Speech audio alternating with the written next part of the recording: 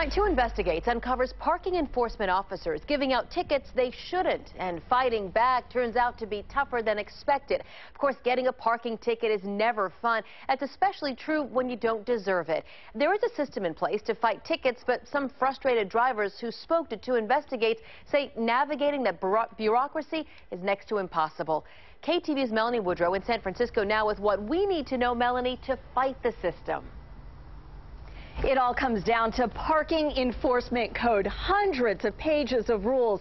I'm standing on Ivy Street where this sign warns drivers not to park here between 9 and 11 on Thursday mornings for street cleaning. So it seems that anyone who is parked here during that time would deserve a parking ticket, right?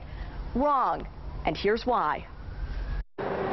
If you want to park on Ivy Street in San Francisco, good luck figuring out when it's okay. I've only lived here for 2.5 months. And I've had 4 tickets. It's complete BS that they have a sign like that and they're not making a decision to either fix it or not ticket people. According to San Francisco Transportation Code, parking tickets aren't enforceable if parking signs can't be seen by an ordinarily observant person. This is clearly a defective sign. David Hegarty is CEO and co-founder of the app Fix. His team will fight your parking tickets for you. If they don't win, it's free.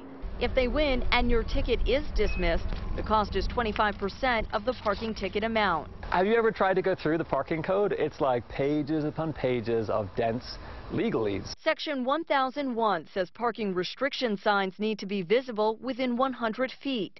But check out these signs on Page Street. Roughly 100 feet is 5 to 6 car lengths. And from this sign to the crosswalk, that's about 7 to 8 car lengths.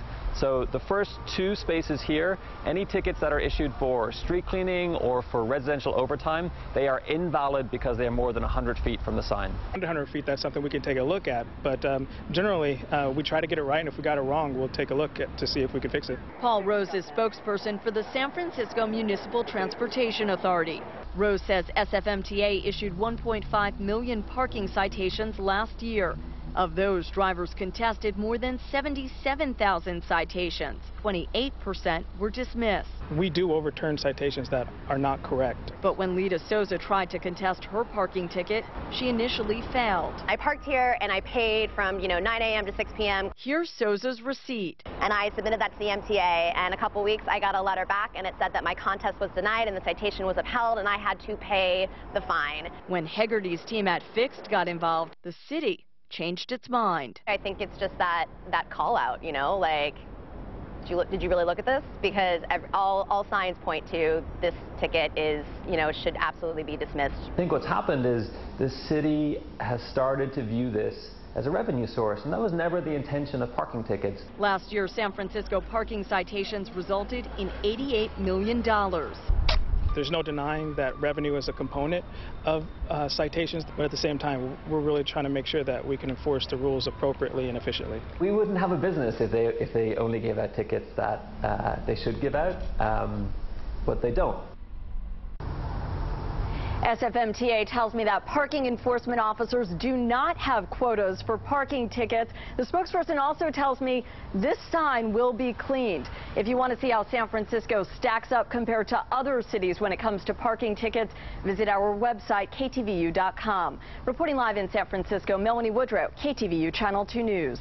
That is such a... Go ahead. I was going to say this fall, the SFMTA says it's going to launch an online system so drivers can upload evidence and protest their tickets electronically. Now, if you have a story tip for 2 Investigates, we'd love to hear from you. Please email 2investigates@ktvu.com. You're saying you've had tickets galore in the city. And been towed a couple of times. I mean, if you live in the city, it's almost a way of life. You just accept it, but maybe you don't have to.